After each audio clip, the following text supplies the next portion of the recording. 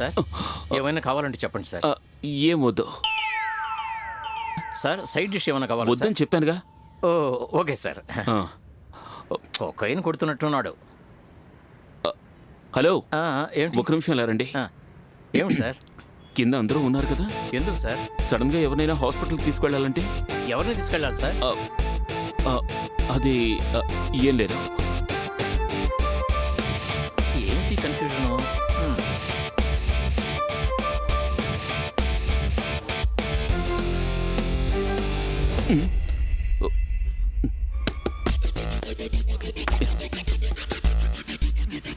ఇదిగో వస్తున్నా. సార్ మిమ్మల్ని వెతుక్కుంటూ ఇంకోరు వచ్చారు సార్. ఈయనే కాదు సార్ మీరు వెతుక్కుంటూ వచ్చింది? ఈసారే సార్, మీరు వెళ్ళండి సార్. సరే సార్.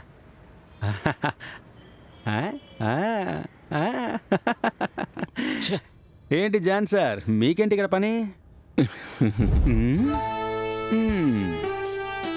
మీరు ఒంటరిగానే కదా ఉన్నారు? ఒకవేళ ఇక్కడ ఎవరైనా ఉన్నారా?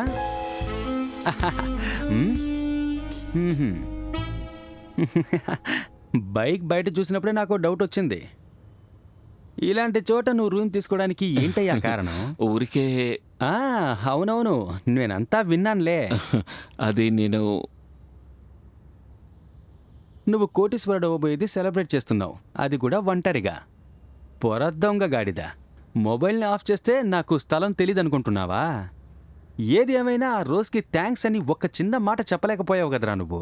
నువ్వు ఫోన్లో దొరక్క 4 సార్లు నాకు ఫోన్ చేస్తుంటాను. అది ఫోన్ అవుట్ ఆఫ్ ఆర్డర్.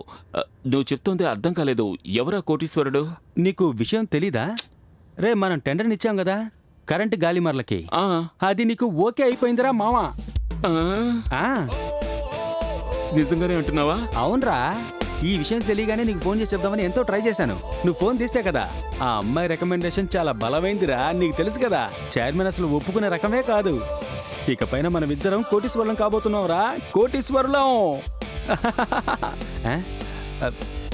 ఏమైందిరా? మనం కాదు, నేను. ఆ ఫోన్ ఇటివ్రా. నేను ముందు ఆ రోజుకు ఫోన్ చేసి థ్యాంక్స్ చెప్పేస్తాను. నువ్వు పెద్ద కోటీశ్వరుడు అవ్వరా, కానీ అందులో నా కష్టం కూడా ఉందని మర్చిపోకు. ఈ రూమ్ చాలా వేడిగా ఉందే.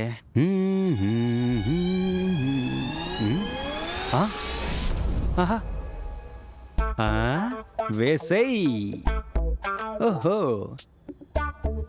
వీడికి ఇలాంటి అలవాట్లేమీ లేవే. ఏదో చీప్ లిక్కర్ తెచ్చినట్టున్నాడు. ఊరికే మందు దొరికితే వదులుతావా ఏంటి? వేసేస్తాం. సూపర్గా ఉంది. చాలా థ్యాంక్స్. మనం డైరెక్ట్గా మీట్ అవుదాం. వస్తాను. ఇకంతా జాలీయే. నేను ఒక యూస్లెస్ అని మా నాన్న తిట్టారు కదా. డబ్బు సంపాదించిన ఎలాగో మా నాన్నకు నేను చూపిస్తాను.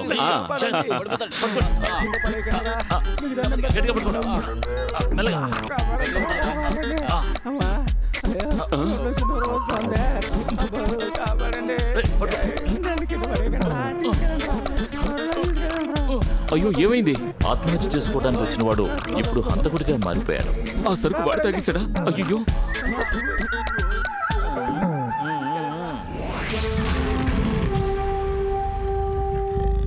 ఓ పోలీస్ అధికారి మీదే చేయి చేసుకుంటే నువ్వు పట్టించుకో. ఓ రౌడీని ఎదిరించి ఒకడు ప్రాణాలు కోల్పోతే అది నువ్వు పట్టించుకో. పోలీస్ అంటే లెక్క లేకుండా ఒకడు చేయి చేసుకున్నాడే. మిస్ అయింది. అసలు నువ్వు మనిషివేనా? లోఫర్లో బిహేవ్ చేస్తావు. నన్ను వదలరా. వదలమంటుంటే వదలరా. ఈ రోజు వాడంతా చూడకుండా వదలరు. Yes, come in. వేళ పడలేదు వీళ్ళకి. సార్, ఏమిటయ్యా ఈ హింస? నన్ను కాసేపు డిస్టర్బ్ చేయొద్దని నేను నీతో చెప్పాను కదా. Sir glucose. నాకు గ్లూకోజ్ ఏమొద్దు. సార్ గ్లూకోజ్ కాదు సార్, గ్లూకోజ్. మన 2 టౌన్ స్టేషన్ ఎస్ఐ. ఓ, వాడు తండ్రా? అవును సార్. ఆయన మీతో ఏదో ముఖ్యమైన విషయం మాట్లాడాలట. ఏం మాట్లాడాలి? లాడ్జ్లో రూమ్ బుక్ చేసి ఫోన్ చేసి తన ఫ్రెండ్ని రప్పించి డ్రింక్స్ లో విషం కలిపి ఒకరిని దారుణంగా చంపడానికి ప్రయత్నించిన ఓ హంతకుడి తండ్రితో నేను మాట్లాడడానికి ఏముంది? వాడిని ఊరికే వదిలేయాలా, లేదంటే ఆ నేరం ఇంకొకరి మీద మోపి నీ కొడుకుని వదిలేయాలంటావా? చెప్పవయ్యా, ఏం చేయమంటావు నన్ను? కమాన్ చెప్పు. సార్ నేను కాదు సార్, బయట లూకోస్ వెయిట్ చేస్తున్నారు, ఆయనే మీతో మాట్లాడాలట. సారీ. అన్యాయాన్ని తలుచుకుంటే నేను ఆవేశపడిపోతూ ఉంటాను. Hour city clean city. Okay, Lukose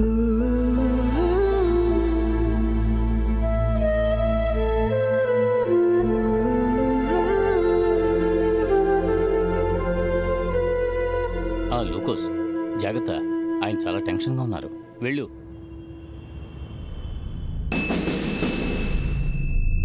నేను ఇక్కడ ఛార్జ్ తీసుకుని 23 రోజులు అవుతోంది. ఈ 23 రోజుల్లో ఈ సిటీలో ఎక్కడెక్కడ ఏ క్రైములు తగ్గాయో పేపర్ చదువుకునే చిన్నపిల్లాడికి కూడా తెలుసు. నీకు పేపర్ చదువు అలవాట్లేదు కదా? పేపర్ చదువుతాను సార్. డిపార్ట్మెంట్లో ఎన్నో పులులుంటాయి, కానీ సింహం ఒక్కటే ఉంటుంది, అదే ఈ పృథ్వీరాజ్. మీరు మన డిపార్ట్మెంట్గా చాలా గొప్పవారు సార్. అందరికీ ఈ విషయం ఈ పొగడ్తలు నాకేమీ అక్కర్లేదు. నువ్వు ఎంత కాకపోయినా నేను నీ కొడుకుని కాపాడలేను. Sir please sir. ఊరికే సుత్తి కొట్టద్దు. నీ కొడుకే నేరస్తుడు అనడానికి మాకు తగిన ఆధారం దొరికింది. సార్ నిజానికి మా వాడు ఏ తప్పు చేయలేదు ఆ సార్. విషయం కోర్టు నిర్ణయిస్తుంది. పబ్లిక్ కి ఒక న్యాయం, పోలీసులకి ఒక న్యాయం. అలా చూసే ఓ సాధారణ పోలీసుని కాదు నేను. నా city is a clean city. Sir నేను మన డిపార్ట్మెంట్ కోసం ఇంచుమించు 32 సంవత్సరాలు కష్టపడి పనిచేశాను సార్. ఇంతవరకు నేను నా సర్వీస్లో ఏ తప్పు చేయలేదు సార్. నా జాబ్ రికార్డ్స్ కూడా మీరు చెక్ చేయండి సార్. మా అబ్బాయి ఏ తప్పు చేయలేదన్న విషయం నాకు తెలుసు. అందుకే మిమ్మల్ని రిక్వెస్ట్ చేస్తున్నాను సార్. మిగతా వాళ్ళకంటే ఈ విషయం మీకు బాగా అర్థమవుతుందని ఇక్కడికి వచ్చాను సార్. నా గురించి నీకు తెలిసిందంతా కరెక్టే. నాలాగా నీతికి నిజాయితీకి నిలబడే పోలీస్ ఆఫీసర్లు మన డిపార్ట్మెంట్లో చాలా తక్కువ మంది ఉంటారు. నువ్వు చెప్పు. సార్ యాక్చువల్గా ఏం జరిగిందో చెప్పడం కోసం ఆ వ్యక్తి ఇక్కడికి వచ్చాడు సార్. ఆ,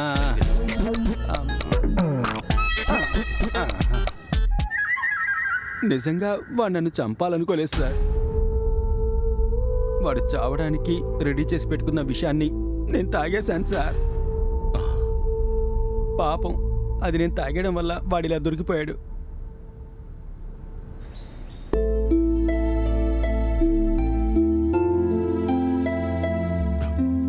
ఏమిట్రా ఈ పని?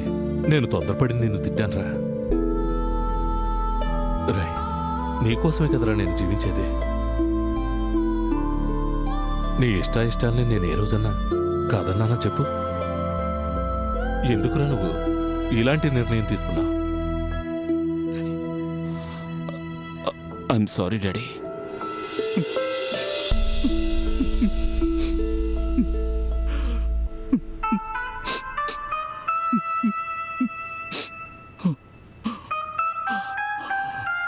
నేను తట్టుకోలేకపోతున్నాను రా.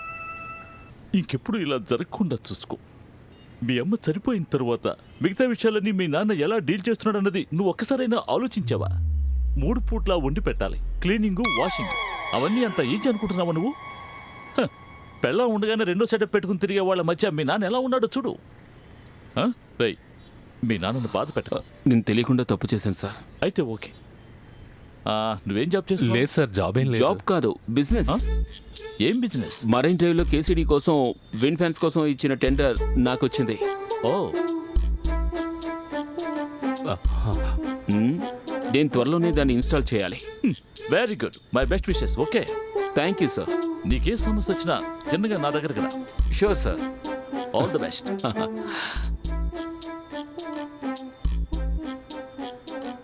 ఇప్పుడు వీడి కష్టాలన్నీ తీరిపోయి మంచి రోజులు మొదలై విండ్ మిల్ వల్ల వీడి జీవితంలో వసంతకాలం మొదలైంది.